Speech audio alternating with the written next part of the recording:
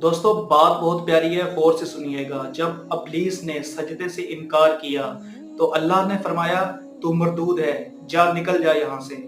तो शैतान ने कहा कि मुझे क़यामत तक मोहलत दे, वहां तक मोहलत दे जब तक कि लोग उठाए जाए, मैं तेरी मखलूक को गुमराह करूंगा। अल्लाह ने कहा जा तुझे मोहलत दी।